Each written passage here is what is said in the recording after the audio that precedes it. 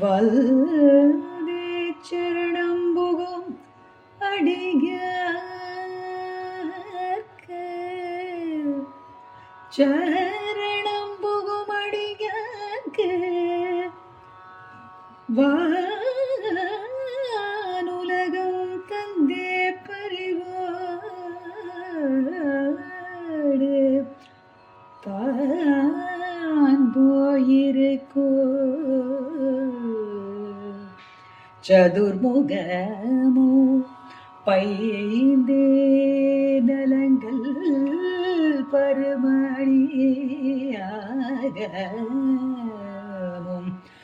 ஆகமோ பாகமோ பொற்செந்தேன் மலரும் மலரும் மலர்கதிர் ஞாயரும் திங்களுமே திங்களுமே ஞாயிறு கதிர் ஞாயிறும் திங்களும் மே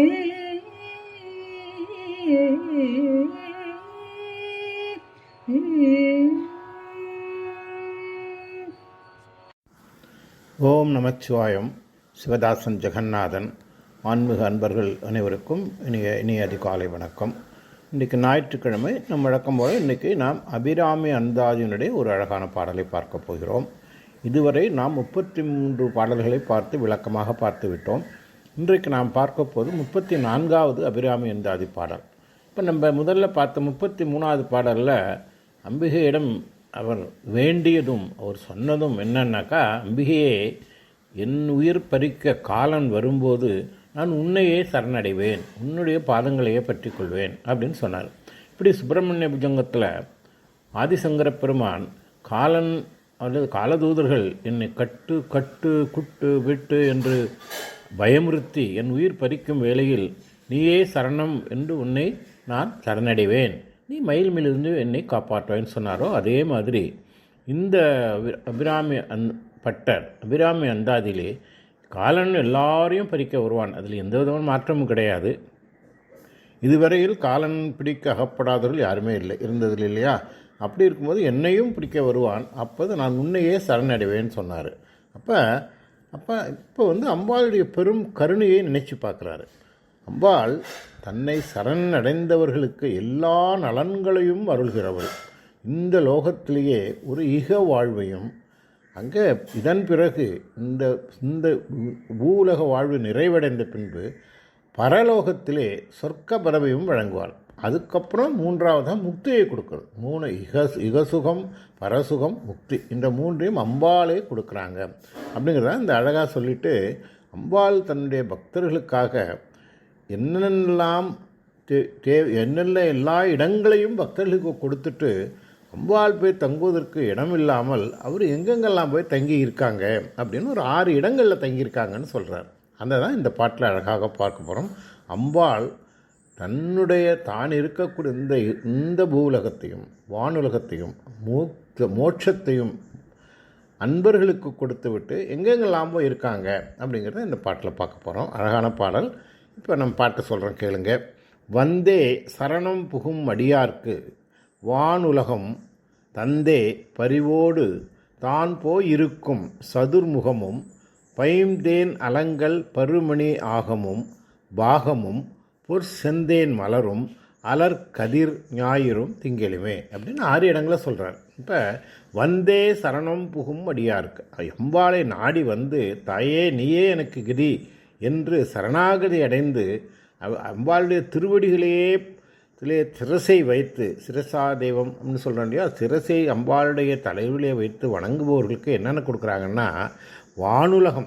அவங்கெல்லாம் இந்த உலகத்தில் பூலகத்தில் இருந்தால் ஆல்ரெடி கொடுத்துட்டாங்க. பூலகத்தில் இருக்கவங்க உங்களுக்கு வானுலகம் கொடுத்து, வானுலகம் கடவுள்களுக்கு உரியது, தேவர்களுக்குரியது, அதை அடியாருக்கு கொடுத்து அம்பாள் எங்கே போய் இருக்க போகிறாங்கன்னு சொன்னால் முதல்ல சதுர்முகம்னு சொல்கிறார். இந்த சதுர்முகம் அப்படிங்கிறது சதுர்முகம் கொண்டவர் பிரம்மா இல்லையா? இந்த பிரம்மாவிடமும் அப்புறம் பைந்தேன் அலங்கல் பருமணி ஆகமும், அந்த பைந்தேன்னா தேன் சொட்டுகின்ற அழகிய மலர்களை உடைய மாலைகளையும், பருமணின்னா பெரிய கற்கள், நவரத்ன கற்களான மாலையையும், ஆகமும் அந்த அணிந்த இந்த யாருன்னு கேட்டிங்கன்னா மகாவிஷ்ணு வந்து ஒரு அலங்கார பிரியர் இல்லையா. இப்படி வந்து சிவபெருமான் வந்து அபிஷேக பிரியர், விபூதி பிரியர். ஸோ அதே மாதிரி மகாவிஷ்ணு அலங்கார பிரியர். அதனால் மாலை அந்த மலர் மாலையெல்லாம் தேன் சொட்டுது, அழகான மாணிக்க மணிகளாலான மாலையை அரைஞ்சிருக்காரு. அவரிடமும் அப்புறம் பாகமும் ஒருத்தருடைய பாகமாக இருக்காங்க. யாருடைய பாகம்னா பரமேஸ்வரனுடைய பாகம், இடப்பாகத்தில் இருக்காங்க இல்லையா. அங்கே போயிடுறாங்க. இப்போ பிரம்மாக்கிட்ட போனாங்க, அப்புறம் மகாவிஷ்ணுவிட்டு போனாங்க, அப்புறம் சிவபெருமானுடைய பாகமாக இருக்கிறாங்க. அது இல்லாமல் பொற்செந்தேன் மலரும், பொற்செந்தேன் அழகான பொன்னிறம் கொண்ட சிவந்த மலர்னா தாமரை மலர்கள். அம்பாள் பல விதமான தாமரை மலர்கள் இருக்கிறாங்க. அப்புறம் அலர் கதிரும், அலர் கதிர் ஞாயிறுங்கிறது வந்து சூரியன் இல்லையா. சூரியன், இந்த சூரியனிலும் திங்களும் சந்திரனும் இருக்காங்க. அப்போ அம்பாள் தன்னுடைய வானுலகத்தை வடியார்களுக்கு கொடுத்து விட்டு இங்கெல்லாம் இருக்காங்க அப்படிங்கிறத இந்த பாட்டு அழகாக சொல்லுது. வந்தே சரணம் புகும் வடியார்க்கு வானுலகம் தந்தே பரிவோடு தான் போய் இருக்கும் சதுர்முகமும் பைண்டேன் அலங்கல் பருமணி ஆகமும் பாகமும் பொற்செந்தேன் மலரும் அலர்கதிர் ஞாயிறும் திங்களுமே அப்படிங்கிறது அந்த பாட்டு. இப்போ நம்ம இது கொஞ்சம் விரிவாக பார்க்கலாம். இப்போ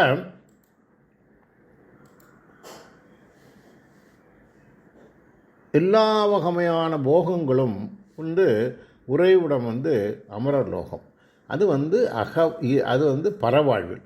ஆனால் இப்போ நம்ம இங்கே வந்து ஒரு யுகத்திலே வாழ்ந்து கொண்டிருக்கிறோம். இந்த யுகத்திலே வாழ்கின்ற அங்கே ஒரு ராஜபோகத்தை கொடுக்குறான். அம்பாள் தான் நம்ம கொடுத்துருக்காங்க. ராஜபோகம் அம்பாள் தந்து இந்த யுக வாழ்விலே வளமாக வாழ வச்சு, அப்புறம் அங்கே வந்து அடுத்து இந்த யுக வாழ்வு முடிந்த பிறகு நம்மளுக்கு பரலோகம், அதில் எல்லா வகையான போகங்களுக்கும் உறைவிடமான அந்த லோகம், இதுக்கு இந்திரபோகம் அப்படின்னு சொல்லுவாங்க இல்லையா. அப்போ அங்கே என்ன வானுலகத்தில் அமுதம் உண்டு, குறை நிரம்பிய அந்த குறையே இல்லாத தேவர்கள் வாழும் இடம், அதையே அம்பையே அருள்வாள். இப்போ ஒரு குழந்தை தாய் என்ன பண்ணுவான்னு சொல்லிக்கிட்டிங்கன்னா, ஃபார் எக்ஸாம்பிள் ஒரு சம்மரில் ரொம்ப ஹாட்டாக இருக்குது, அப்போ நைட்டில் தூக்கமே வரல, ஒரே ஒரு ஃபேன் தான் இருக்குது, அது ஒரு டேபிள் ஃபேன் வச்சுக்கோங்க. அந்த ஃபேன் வந்து படுத்திருக்கும்போது அம்பாள் வந்து அது ஒரே ஃபோக்கஸ் ஆசிலேஷன்லாம் கிடையாது. அந்த ஃபேனு என்ன பண்ணுவான்னா, அந்த என்ன வேர்த்தாலும் என்ன உஷ்ணமாக இருந்தாலும் அதை அதை வைக்காமல் அந்த அந்த ஃபேனை வந்து குழந்தைக்கு திருப்பி வைப்பாங்க இல்லையா. அதே மாதிரி அம்பாள் வானுலகத்திலே எத்தனை சுகங்கள் இருந்தாலும் அவையெல்லாம் தான் அங்கே தங்காமல் தன்னுடைய அடியார்களுக்கு கொடுப்பாங்க. ஏன்னா ஒரு குழந்தையினுடைய நலத்தை விரும்புவதுதான் தாயோடைய இயல்பு இல்லையா. அம்பாள் வந்து பிரபஞ்சத்தின் தாயாக இருக்கிறதுனால அப்படியே வந்து தன்னை அண்டி சரணம் புரிந்தவர்களுக்கு சகல சௌபாக்கியங்களும் உள்ள தேவலோகத்தை அழித்துட்றாங்க. அது கொடுத்துட்டு அவங்க போய் வேறு வேறு இடங்கள்லாம் இருக்காங்க. இது வந்து எங்கெங்கே இருக்காங்க அப்படின்னு சொன்னால் ஒருத்தருடைய முகத்தில் இருக்காங்க அப்படிங்கிறாங்க. அது வந்து அப்புறம் அதுக்கு அடுத்தபடி இன்னொருடைய மார்பில் போயிருக்காங்கிறாங்க, இன்னொருடைய பாகத்தில் இருக்கிறாங்க அப்படிங்கிறாங்க. அதனால் அம்பாள் தேவலோகத்தை அன்போடு கொடுக்குறாங்க. சரி, இவங்கெல்லாம் வந்து இத்தனை பூலோகத்திலே என்னுடைய அடியார்கள்லாம் எங்கெங்கோ இழந்தார்கள், உலகத்திலே வறுமையினாலும் நோயினாலும் பிற துன்பங்களாலும் வருந்தி அமைதி இல்லாமல் தங்க இடமும் அனுபவிக்க பொருளும் இல்லாமல் தொண்டாடிட்டு இருந்தாங்க. இந்த வாழ்வில் எல்லாரும் சுகமாக இருக்குன்னு சொல்ல முடியாதுல்ல, பல விதமான கஷ்டங்களை அளித்தோம். இவர்கள் எல்லாரும் ஒரு நல்ல பரம யோக்கியமான ஒரு இன்பமான ஒரு அருளிருந்த வாழ்வை பெறட்டும் அப்படின்னு சொல்லி தான் அந்த வானுலகம் தருங்கிறாங்க. அதை தான் சொல்கிறார், வந்தே சரணம் புகும் அடியார்க்கு. அம்பாளை நாடி வந்து திருவடிகளை சரணம் புரியும் அடியார்க்கு வானுலகம் தந்த பரிவோடு, வானுலகத்தையே கொடுக்குறாங்க, இன்னும் சொர்க்க வாழ்வே கொடுக்குறாங்க. எப்படின்னா பரிவோடு கொடுக்குறாங்க. அதை வந்து தேடி வந்து எப்படி ஒரு தாய் ஒரு காற்றடிக்கும்போது தனக்கு வேண்டாம், இந்த எவ்வளவு ஹாட்டாக இருந்தாலும் குழந்தைக்கு அந்த குளிர் காற்றடிக்கணும்னு நினைக்கிறாங்களோ, அதே மாதிரி இந்த போகத்தை இந்த இன்பத்தை அவர்கள் இந்த அமரலோகத்தில் இருக்க வேண்டும் அப்படின்னு சொல்லிட்டு தான் அந்த இடத்தை விட்டு விலகி இவர்கள் இந்த காலம் இந்த போகத்தை நுகரட்டும், அமரலோக வாழ்வு அப்படி கொடுக்குறாங்க. அப்போ அதை வந்து இந்த அம்பாள் வந்து பக்தர்களுக்கு இந்த அமரலோக வாழ்வை கொடுக்கறத நம்ம லலிதா சாஸ்திரம் பல நாமாவளிகள் சொல்லுதுங்க. அதை பக்த சௌபாக்கியதாயினின்னு ஒரு அழகான நாமம். பக்த சௌபாக்கியதாயினி, பக்தர்களுக்கு சௌபாக்கியங்களை அருள்பவள் அப்படின்னு சொல்லுது. அப்புறம் நல்ல கதிகளெல்லாம் அம்பாள் கொடுக்குறாங்கிறது சத்கதி பிரதா, சத்கதி பிரதா, நற்கதி வழங்குபவள் அப்படின்னு ஒரு நாமம் சொல்லுது. அப்புறம் பெரிய பெரிய சாம்ராஜ்யங்களை இங்கே இந்த இகலோகத்திலும் பரலோகத்திலும் பெரிய சாம்ராஜ்யம் கொடுக்குறாங்க அப்படிங்கிறத சாம்ராஜ்ய தாயினி அப்படின்னு இந்த 3 நாமங்களும் அவர்களுடைய அமரலோகத்திலும் உயர்ந்த வாழ்வை கொடுப்பாங்க அப்படிங்கிறது சொல்லுது. அப்புறம் அம்பாள் வந்து எங்கே இருக்காங்க, அம்பாள் இப்போ இங்கெல்லாம் இந்த சொர்க்கலோகத்தை விட்டு மாறி வந்துட்டாங்க, எங்கே போய் இருக்கிறாங்க அப்படின்னா அம்பாள் தனக்காக சில இடங்களை அங்கே வச்சுக்கிறாங்க. அது என்னென்னு கேட்டிங்கன்னா இப்போ பார்க்க போகிறோம். அம்பாளுக்கு வந்து எங்கே இருக்காங்கன்னா எல்லாம் தனக்குன்னு ஒரு இடத்தை அம்பாள் தேர்ந்தெடுத்தது அனைத்திற்கும் மேலானது. அவளுடைய அதுதான் அம்பாளுடைய ராஜதானி இல்லையா. அம்பாள் வந்து மகாராஜ்னின்னு சொல்கிறோம் இல்லையா. மகாராஜ்னின்னா மகாராணி, உலகத்தின் பிரபஞ்ச மகாராணி. அவங்களுடைய ராஜதானி அங்கே இருக்குது. அப்போனா அங்கே இருந்துக்கிட்டு அங்கே பரிபாலனம் பண்ணணும் இல்லையா. பிரபஞ்சத்தை பரிபாலனம் பண்ணும்போது பிரபஞ்சத்திலே 3 விதமான தொழில்கள் பண்ணணும் இல்லையா. சிருஷ்டி, ஸ்திதி, சம்ஹாரம், இந்த 3 தொழிலையும் ஒன்று பண்ணணும். அதுக்காக அங்கே போய் ஒவ்வொரு எங்கெங்கே அந்த தொழில்களை செய்வதற்கு அந்தந்த இடத்திலே அம்பாள் போய் தங்கிக்கிறாங்க அப்படிங்கிறாங்க. அப்போ வந்து பிரபஞ்சத்தை உண்டாக்கி அதில் வந்து தொழிலை படைப்பு தொழிலை ஒருத்தன்ட்ட ஒப்படைச்சிருக்காரு, பிரம்மாட்ட ஒப்படைச்சிருக்காரு. ஆனால் பிரம்மா வந்து சுதந்திரமாக அதை செய்ய முடியாது. அது பிரம்மா வந்து படைப்பு தொழிலை செய்யறதுக்கு நம்ம முன்னே முருகப்பெருமானுடைய கதையில் தெரியும், அந்த பிரணவத்தை வைத்து தான் அவர் படைப்பு தொழில் சொல்கிறார். பிரணவம் என்பது அறிவினுடைய உச்சக்கட்டம். அது வந்து அந்த பிரணவம் அவருக்கே தெரியலன்னு ஒத்துக்கிட்டார் பிரம்மாவே. அதுக்கு அந்த அறிவின் திரு உருவான கலைமகள் சரஸ்வதி அறிவின் திரு உருவானவள் இல்லையா. அந்த திருமகளை கலைமகளை அவருக்கு துணையாக படைத்தார். பிரம்மாவுக்கு துணையாக இருப்பது கலைமகள் இல்லையா.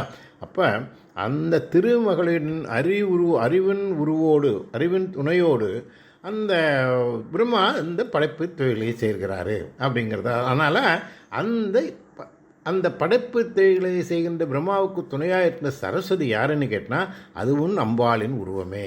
ஏன்னா பரமாம்பிகை தானே அனைத்தும், பிரபஞ்சமே அம்பாள் தானே. அம்பாளின் உருவமே ஆன சரஸ்வதியை பிரம்மனுக்கு துணையாக வச்சு படைப்பு தொழிலை செய்கிறாரு. அதனால் வந்து அம்பாளே கலைமகளாக இருந்து பிரபஞ்சத்தை இயக்குறாங்க அப்படிங்கிறதுக்கு லலிதா சஹஸ்ரநாமத்தில் நிறைய நாமாவளிகள் இருக்குங்க. அது வந்து முதல்ல வந்து கலைமகளே அம்பாளுடைய மூர்த்திகளின் ஒன்று என்று சாஸ்திரங்கள் சொல்லும். பிராமின்னு அப்படி 757 நாமாவளி. சரஸ்வதினே சொல்கிறாங்க அம்பாளை லலிதா சஹஸ்ரநாமத்தில் 704. ஆனால் வந்து அன்னைக்கு இந்த நாமங்கள்லாம் இருக்குது அப்படின்னு சொல்லும்போது இந்த அம்பாளே சரஸ்வதியாக இருந்து படைப்பு தொழிலை புரிகின்ற பிரம்மாவினுடைய முகத்திலே இருக்கிறாங்க அப்படிங்கிறாங்க. சரி, இப்போ படைப்பு வந்துடுச்சு. அடுத்தது காத்தல் இல்லையா. காத்தல் செய்கிற யார்? மகாவிஷ்ணு. மகாவிஷ்ணுக்கு காத்தல் செய்வதற்கு இந்த பிரபஞ்சத்தை எல்லாம் பாதுகாக்கணும். அதுக்கு என்ன வேணும்? பொருள் வேணும் இல்லையா. பொருள் இல்லாமல் அருள் இல்லார்க்கு அவ்வுலகில் பொருள் இல்லார்க்கு உலகம்னு சொல்லும் மாதிரி பொருள் இல்லாமல் ஐஸ்வர்யங்கள் இல்லாமல் எந்த காத்தல் தொழிலை பண்ண முடியாது. இப்போ இந்த பொருளுக்கு அதிபதியாக இருப்பவள் திருமகள் மகாலட்சுமி இல்லையா.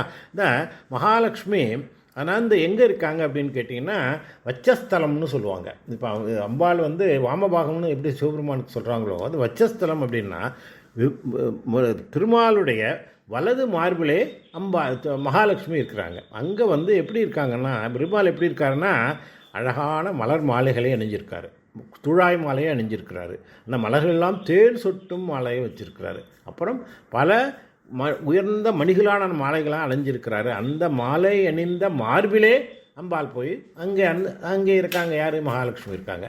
அந்த மகாலட்சுமியாகவும் இருந்து லலிதாம்பியாகிய அபிராமி அம்பாளே அங்கே இருந்து அவங்க சகல ஐஸ்வர்யங்களையும் மகாவிஷ்ணுவுக்கு கொடுக்குறாங்க. அதன் மூலமாக அவர் இந்த உலகத்தை பரிபாலிக்கிறாரு அப்படிங்கிறதையும் இதுதான் வந்து முதல்ல அந்த அபிராமி பட்டரே முதல்ல சொன்னார். திருவேன்னு சொன்னார். யாரையா?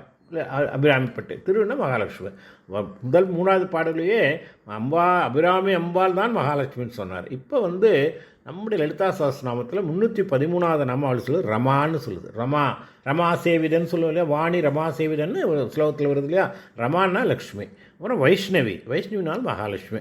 அப்படி இந்த நாமங்களை எல்லாம் கொண்டு மகாலட்சுமியாக அம்பாளே இந்த திருமாலுடைய மார்பிலும் இருக்காங்க. அப்போ சரஸ்வதியாக பிரம்மாவின் முகத்திலும் திருமகளாக லக்ஷ்மியாக திருமாலின் வலது பக்கம் மார்பில் எழுந்திருக்கும் அபிராமே இன்னொரு முக்கியமான இடத்துல பர்மனண்ட்டாக இருக்கிறாங்க. அது சிவபெருமானுடைய ஒரு பாகம், அது வாமபாகம். சிவபெருமானுடைய இடப்பாகத்திலே அங்கே வாமபாகத்திலே இருந்து அர்த்தநாரீஸ்வரியாக இருந்து அங்கே இருக்கிறாங்க. அப்போ அதை தான் சொல்கிறாரு, உரைகின்ற நின் திருக்கோயில் நின் கேழ்வர் ஒரு பக்கமோ அப்படிங்கிறார். இது நம்ம முதல்ல ஒரு தடவை பார்த்தோம், இந்த 20வது பாட்டிலே பார்த்தோம். ஒரு கேழ்வர் ஒரு நின் திருக்கோயிலில் நின் கேழ்வர் ஒரு பக்கம், உன்னுடைய வலது பக்கத்திலே இருக்காருன்னு சொன்னார். இப்போ இதில் சிவபெருமானுடைய இடது பக்கத்திலே அம்பா இருக்கிறாங்க. அதனால் 3 மூர்த்திகளின் உடம்பிலும் அம்பாலே இருந்து இந்த பிரபஞ்சத்தை இயக்குறாங்க. ஏன்னா அவங்க சொர்க்கத்தை விட்டு போயிட்டாங்க. அதனால தான் போய் இருக்கும் சதுர்முகமும் பிரம்மாவும் பைந்தேன் அலர் பருமணி ஆகமும், அப்புறம் அது மகாவிஷ்ணு, பாகமும் அப்படின்னா சிவபெருமான். இந்த 3 இடங்களிலும் அம்பாள் அங்கே தங்கியிருந்து அருள் புரிகிறாங்க. சரி, இதோடு போச்சா அப்படின்னு கேட்டிங்கன்னா, அம்பாளுக்கு மிக பிடித்தமான ஒன்று மலர்கள், பத்மம், தாமரை மலர்கள். தாமரை மலர்கள் அவர் பலவிதமான மலர்களில் பலவிதமான நிலைகளில் அம்பாள் வீற்றிருக்கிறாங்க. அதனால் அம்பாளுக்கு ஆனால் தாமரை மலர் இருக்கிறதுனால நம்மளுக்கு பிரம்ம ரூபா அப்படின்னு ஒரு பெயர் இருக்குது. இப்போ உடம்பில் பல தாமரைகள் இருக்கிறாங்க. எல்லா தாமரை மலர்களிலும் அம்பாள் வீற்றிருக்கிறாங்க. இப்போ நம்ம உடம்பில் 6 ஆதாரங்கள் இருக்கு இல்லையா, நம்ம மூலஸ்தானம், மணிபூரகம், சாதுஷ்டம் 6 இருக்கு இல்லையா, அந்த 6 இடங்களிலும் 6 டிஃப்ரெண்ட் டைப் ஆஃப் தாமரை, ஒவ்வொன்றும் 6 இடங்களில் உள்ள தாமரைகள் ஒவ்வொன்றும் வெவ்வேறாக இருக்கும். அந்த 6 இடங்களிலும் தாமரை மலர்கள் இருக்கிறாங்க. அப்புறம் 1000 இதெல்லாம் முடிச்சுட்டு சகஸ்ராராம்புஜான்னு உச்சத்திலே அம்பாள் இருக்கின்ற ஸ்ரீபுரத்திலே சகஸ்ர ஆரா அம்புஜாம். சகஸ்ரம்னா 1000, ஆரங்கன்னா இதழ்களுடைய அம்புதம். 1000 இதழ்களுடைய தாமரை மலரிலே அம்பாள் சகஸ்ராரத்திலே இருக்கிறாங்க. அதனால் அவங்களுக்கு 105வது நாமாவளி சொல்லுது சகஸ்ராரா அம்புஜ ரூடா, அப்புறம் சகஸ்ரதல பத்மஸ்தா அப்படிங்கிறது, அப்புறம் பத்மாசனா. இப்போ எல்லாமே எல்லாமே தாமரை மலையிலே அம்பாள் வீற்றிருக்கிறாள் அப்படிங்கிறது அழகாக சொல்லுதுங்க. அதுக்கப்புறம் இந்த மலரோடு நிற்கல. இப்போ இந்த உலகம் பிரபஞ்சம் இயங்குவதற்கு ஒளி வேணும் இல்லையா. இந்த ஒளி எதனால் கிடைக்குது? சூரியனால் கிடைக்கிறது, சந்திரனால் கிடைக்கிறது. இந்த 2 தான் ஒளியை கொடுக்கக்கூடியவை. அப்போ பகலில் ஒளி கிடைப்பது சூரியனால், இரவில் கிடைப்பது சந்திரனால். இந்த காலம் தவறாமல் இந்த 2 பேரும் கடமையை செய்வதால்தான் இரவும் பகலும் மாறி மாறி வந்துகிட்ருக்கு. நமக்கு ஒளி கிடைக்கிறது, சக்தி கிடைக்கிறது, சூரியனிலிருந்து கிடைக்கிற எனர்ஜி கிடைக்கிறது. இது எல்லாம் காரணம் சூரியனும் சந்திரனும். இப்போ இதுக்கு அவங்களுக்கு ஒரு மண்டலம் இருக்குது. சூரியனுக்கு சூரிய மண்டலம் இருக்குது, சந்திரனுக்கு ஒரு சந்திர மண்டலம் இருக்குது. இப்போ இந்த 2 மண்டலங்களும் குறைவில்லாமல் வழுவாமல் நின்று ஒளி கொடுக்குறாங்க இல்லையா. இது எப்பொழுதும் இந்த மந்திரம் சுண்டுக்கிட்டே இருக்குது. இங்கே இந்த சுழற்சி தானே இயக்கத்துக்கே காரணமே, சுழற்சி தான். ஏன்னா எங்கேயுமே எதுவுமே நிற்காது. அணுவிலிருந்து அண்டம் வரைக்கும் அனைத்தும் சுழன்று கொண்டே இருக்கிறது. இப்போ நம்ம எல்லாம் பார்ப்போம், ஒரு குழந்தை இருக்குதுன்னு பார்த்துங்க. ஒரு பம்பரம் சுற்றுதுன்னு பார்த்தா அந்த குழந்தை வேடிக்கை பார்க்கும். இந்த பம்பரம் தானாக சுற்றுதோ அப்படின்னு நினைக்கும். அது குழந்தைக்கு தெரியாது இல்லையா. அதே மாதிரி நம்ம எல்லாரும் நினச்சிட்ருக்கோம், சூரியனுக்கு இயற்கையாக அதுக்கு ஒளி இருக்குது, சந்திரனுக்கு அதுக்கே ஒளி இருக்குது, அதனால் இதெல்லாம் தானாக வருதுன்னு அது ஒளி வருதுன்னு நினைக்கிறோம். ஆனால் இல்லை, அவர்களுக்கு தானாக மிளிர்கின்ற சக்தி இல்லை. அவர்களுக்கு அந்த ஒளிர்கின்ற சக்தியையும் ஒளியையும் அந்த எனர்ஜியையும் கொடுக்குறதே அம்பாள் தான். அது இது எப்படி அது ஏன்னா இப்போ பம்பரத்தை யாரோ ஒருத்தன் ஒரு கயரில் வச்சு சுழற விடுறான். அது நமக்கு தெரியறதில்ல, குழந்தைக்கு தெரியாது, சுற்றுறது தான் பார்க்குது. அதே மாதிரி நம்ம சூரியனும் சந்திரனும் ஒளியை பார்க்குறோமே தவிர அந்த ஒளி எப்படி வந்தது என்பது நமக்கு தெரியாது இல்லையா. அதை சொல்கிறாரு, அந்த சந்திரனுக்கும் சூரியனுக்கும் அம்பாளே ஒளியை தருகிறாள்.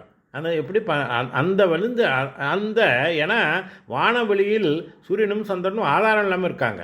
அந்த ஆதாரமற்றவர்களுக்கு ஆதாரமும் ஒளியும் தருகிறார். அதில் அந்த மண்டலங்களில் மறைந்து நின்று அம்பாள் அவனை நடத்துகிறாள் அப்படிங்கிறதான். இப்போ பானுமண்டல மத்தியஸ்தா, பானுன்னா சூரியன், சூரிய மண்டல மத்தியஸ்தா, சூரிய மண்டலத்தில் நடுவிலே இருப்பவள் இருந்து சூரியனுக்கு ஒளி கொடுக்குறாங்க. அப்புறம் சந்திர மண்டல மத்தியகா அப்படின்னு 240வது சந்திர மண்டலத்திலும் நடுவில் அம்பாளே சந்திரனுக்கும் ஒளியை கொடுக்குறாங்க அப்படின்னு சொல்லிட்டு அதை தான் சொல்கிறாரு. பொற்செந்தேன் மலரும். பொற்செந்தேன் மலர்னா, செந்தேன் மலர்னா தாமரைகள், பலவிதமான தாமரைகளில் கடைசியாக சகசிராரம் அம்புஜ தாமரையும் 1000 கொண்ட தாமரைகளும் அலர்கதிர் ஞாயிறும். அலர்கதிர்னா ஒளிமிகுந்த ஞாயிறாகிய சூரியனையும் அப்புறம் திங்கள் குளிர்ச்சியும் இனிமையும் கூடிய திங்களும் அம்பாள் ஒளி கொடுக்குறாங்க அப்படிங்கிறாங்க. அப்போ இதை இதெல்லாம் எப்படி நடக்குது அப்படின்னு கேட்டால், இப்போ நம்ம ஒரு வீடு வச்சுருக்கோம்னு வச்சுக்கோங்க. வீடு பழசாச்சுன்னா என்ன பண்ணுறோம்? வீடை புதுப்பிக்கிறோம். அப்போ என்ன பண்ணால் பல உங்களில் இடிச்சிட்டு கட்டுறோம். கட்டிட்டு மறுபடியும் இப்போ மாடானா உள்ளதெல்லாம் பண்ணுறோம். அதே மாதிரி அம்பாளே படைத்து காத்து அதை அழித்து மீண்டும் புதுப்பிக்கிறாங்க. மீண்டும் இந்த முத்தொழிலை திருப்பி செய்கிறாங்க. அதை இன்னும் சிவபெருமானுடைய வழியில் சொல்லப்போனால் படைத்து காத்து அழித்து மறைத்து அருள் செய்கிறாங்க. இந்த 5 தொழில்களும் அம்பாள் செய்து இந்த 6 இடங்களிலும் சொர்க்கலோகத்தை விட்டு அங்கே குடிபுண்டு இருக்கிறாங்க அப்படிங்கிறத அழகாக சொல்கிறாரு. அப்போ இந்த பாட்டை மறுபடியும் சொல்கிறேன். வந்தே சரணம் புகும் அடியார்க்கு வானுலகம் தந்தே பறிவொடு தான் போய் இருக்கும் சதுர்முகமும் பைந்தேன் அலங்கர் பருமணி ஆகமும் பாகமும் பொற்செந்தேன் மலரும் அலர்கதிர் ஞாயிறும் திங்கிலுமேன் என்று சொல்லி அழகான இந்த பாடலோடு இந்த 34வது பாடலை இன்றைக்கு நிறைவு செய்கிறேன். உங்கள் அனைவருக்கும் பரமாம்பு பேரர்களும் சர்வேஸ்வரனுடைய சகல கடாட்சமும் குறைவில்லாது கிடைக்கும் என்று வாழ்த்தி இந்த பதிவை நிறைவு செய்கிறேன். மீண்டும் சந்திப்போம். நன்றி, வணக்கம். சிவதாசன் ஜெகநாதன். ஓம் நமச்சிவாயம்.